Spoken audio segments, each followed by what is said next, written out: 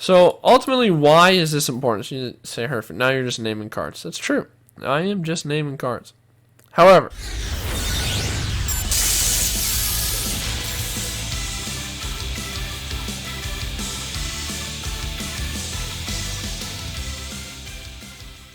what is up, everybody? It is your boy Herf here, back on the Duel Links Entertainment channel, and today I'm coming at you with like my top 3 most important tips at when you're going to start playing PvP in Duel Links. So I know we have a lot of new players that check out the YouTube channel, so I want to make sure that you guys know kind of how or like the most important things that I want to bestow upon you for essentially just like starting PvP. So the biggest one is probably the settings. So in order to do a lot of these settings, you actually have to go into a duel. So we'll do duel against Duke Delvin. Duel against Duke Delvin. That's kind of a tongue twister. But if you go into a duel, okay, so if we hit these little 3 lines up here, we can go to the settings. So the sound settings are whatever you want. I always advise that you do top-down view. So if you do player view, it's just a lot harder to see maybe what the back row are. It's just also kind of looks ugly. So I always do top-down just because it gives you a nice, clear view of the board. Self-chain should be on. So just because self-chain on basically just means that you can chain at any time. Or any time that you're allowed to, it'll give you the option to self-chain or to chain.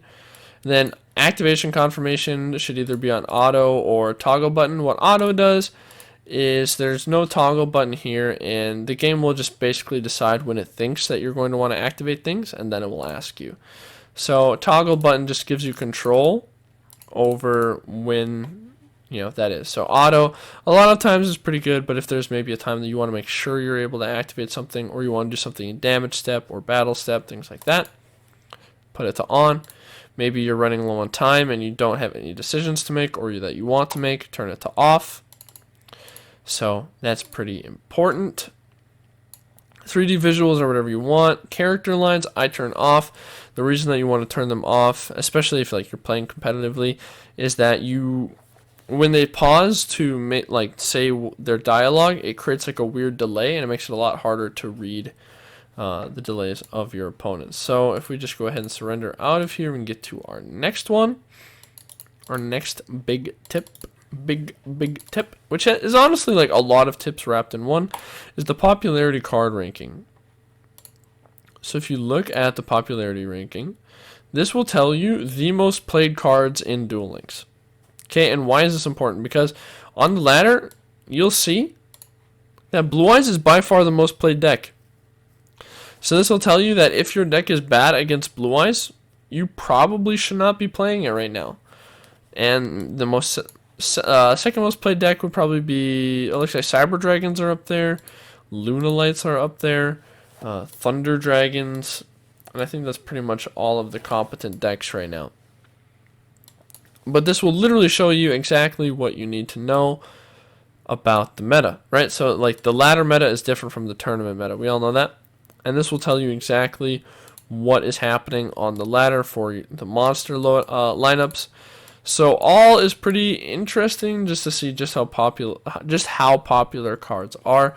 Because if you just look at traps, you see Karma Cut is ranked number 1. But if you look at all, you can see that Karma Cut is the most played card in Duel Links. So, which is why I think it should get a semi-limit. But moving on from that, now if you want to look at spells, honestly I think spells is one of the least important things in here, because a lot of times your deck will make you play certain spells, and just the spells in general are not very techable in my opinion. But traps is really important, because maybe you're looking at a deck list and you want to copy as much of it as possible. And, they're playing 3 Karma Cut, and you just don't have that. Well, if you look down the list here, there are a lot of different options for you, right? All of these are pretty good traps, except maybe Shadow Spell is pretty bad. Well, the rest of them are pretty good, and maybe some are specific, like the Spiritual Wind Dart or things like that.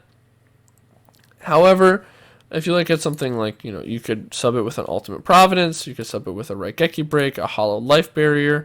All of these different traps are pretty good. This is probably only Cyber Dragons, but if you don't have one of these, maybe you look at for one of these, right? Maybe you have a void trap hole, maybe you have ballista squad, maybe you have dimensional prison, things like that, and then you can just substitute that in for these other disruptions, and your deck is pretty much just as good for the ladder, because this is what everybody else is working with too. So moving on to the extra deck. This will tell you what your extra deck should look like, especially now that we have Xyz. Pretty much most of the extra decks are generic. So if you're like, what should I put in there? This is a very good place to start. So if you can make rank 4s, obviously it looks like you should put in a Malevolent Sin. Looks like you should put in a Dweller. You should put in a Direwolf, maybe a Photon Papilloperative, things like that. Maybe a Gaga Samurai. Obviously, we just got the Blade Armor Ninja. Maybe you want to put that in there instead. Maybe a Cowboy. If you can make some Xyz, maybe you should put in a Vermilion. You know, maybe Black Rose, a Gigantic Castle, a Bryonic. So, ultimately, why is this important? So you say, Herford, now you're just naming cards. That's true. I am just naming cards. However, it's important because if you look through this, you're able to gain a lot of information, not only about what you should be running, but potentially what other people are running as well. So if you see a deck that is able to make like rank 4s, you should expect them to have a Malevolent Sin. And the reason why this is all important is because you can obviously go to all and see actually how much these cards are being played. And you see that Karma Cut is being played far more than something like Treacherous or other semi-limited cards on the list like Kiteroid, so it should probably be hit. But anyways, this will segue into my last point, and probably most important, is that King of Games doesn't matter. The Latin, it literally does not matter outside of Duel Links.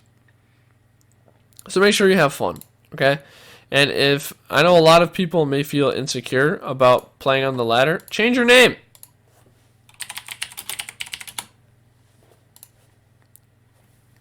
Who cares? Now nobody knows it's you. Make a mistake. Have some fun. Play something really weird and degenerate. Who cares?